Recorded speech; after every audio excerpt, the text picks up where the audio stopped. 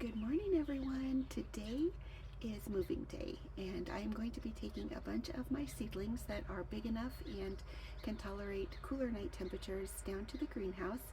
So first we're going to start down in the greenhouse by getting the table ready that they're all going to be transferred onto, and then we'll get up into the germination room and get our seedlings. This is just a pallet that we use for actually all of our tables in our greenhouses are just extra long pallets that are held up on cinder blocks. I do have to go through and shim some of them to make them more level because our ground shifts a little bit, but all we've done is we've put a thick layer of cardboard down. This acts like an insulation factor from the underside so cold air doesn't get on them, and this is mostly necessary at night when the temperatures drop, but we leave it on all the time. And then I put one of these foil mylar rescue blankets over the top of the cardboard just to protect the cardboard from getting wet. I purchased these on Amazon. At the time of making this video, they're like $9.31 for 10, and one lasts usually a season. If I fold it up and put it away after I'm done with it, it'll probably last a couple of years, but I tend to forget and leave them sitting in the sun and they bake. So, and then these half frames that are over the top of this pallet, we use these as support frames for a frost cloth that we put over top of them at night, which I will show you a little bit later in the video. And then as you can see dangling in the wind, I have my little internal fan on in the greenhouse right now. These are mint tea bags and mice and squirrels don't like the smell of mint, so we use these in here, and it has really helped keep the mice from coming in here and digging up like our sweet peas and our regular peas. So I'm going to go get the plants and we will work on bringing them down here. Okay, before we go get the plants, I started opening the mylar blanket to put on the table, and I thought I would just show you. It's not quite as long as my table is, but the width is extra wide. So what I'm going to do is I'm going to get it kind of squared, and then I'm going to cut off the extra pieces, and then I'm going to add them here to the end so that it covers the full length. Okay, so as you can see, I have it all laid down on the table. I have two pots that I have sweet pea seeds in currently, and I have the mesh trays over the top of them. That is just in case for some reason the mint tea bags don't work, but I haven't really had any problem. It's just an extra layer. And then this is the piece that I cut off of the width to add a little bit to the length. And these are 52 inches by 84 inches, so that just kind of gives you an idea of how much they cover.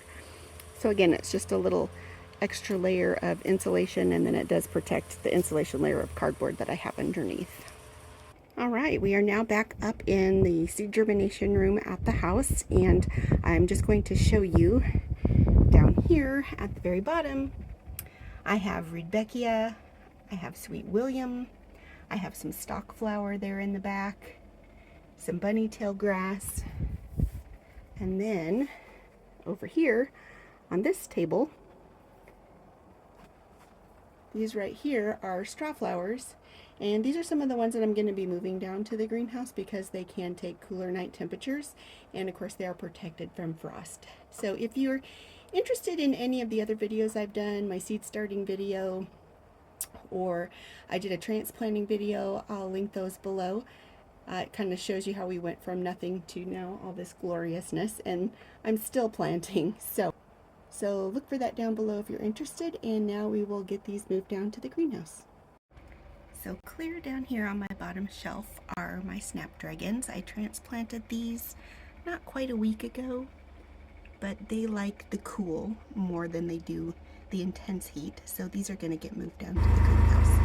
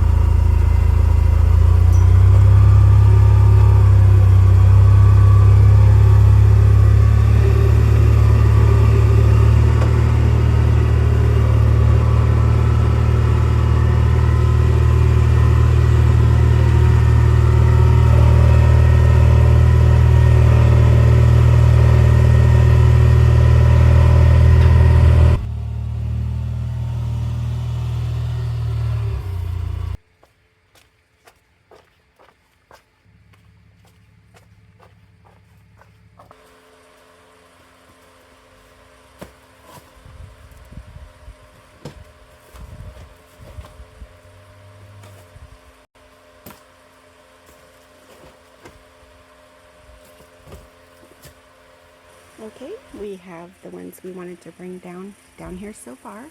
I just wanted to show you how tall. These are the Sweet William. These are the Rudbeckia.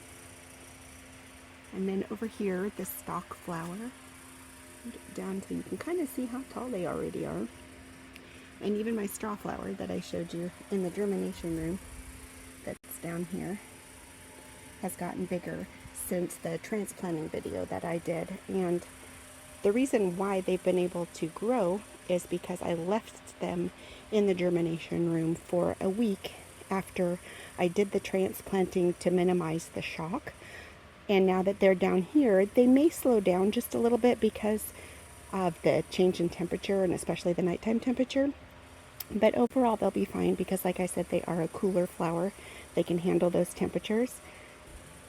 And we'll just keep an eye on all of these down here. Tonight, we're going to come down. I'm going to put a frost blanket over top. I'll show you what that looks like. And then you'll kind of see the whole setup as to how I keep them warm at night when the temperatures get low. Alright, so this is how I set up my frost blanket over those like brackets that I have on the top of my pallet shelf. And it's just to keep the frost blanket up high enough so that it's not sitting on the actual plants. It really wouldn't hurt them because the frost cloth is really soft. But and then I have just clipped to the cardboard on this side because my fan, I have an internal fan that runs 24/7, which is for the health of the plants, and also when they get bumped by the wind, it helps to strengthen the stems. But I'll just take this clip off here and show you underneath. I just have my plants under here. And this is just an extra layer of protection. Like I said, when I am ready to bring my tomatoes down here, it will, I actually have heat mats that I put down on top of that emergency blanket, and then the radiant warmth of that just helps the tomatoes when it's still a little too cool down here for them. But I don't have room in my germination room anymore, which is, we're getting there. But that's just how that setup is. And then every morning I come down, I take it off, and then the nights that it's really cold, I put it back on. And luckily, until I get the tomatoes down here, I'm not going to have to cover these anymore because the night temperatures are staying in the upper 40s, and then the greenhouse adds a little bit more warmth to that temperature. So that's what that looks like.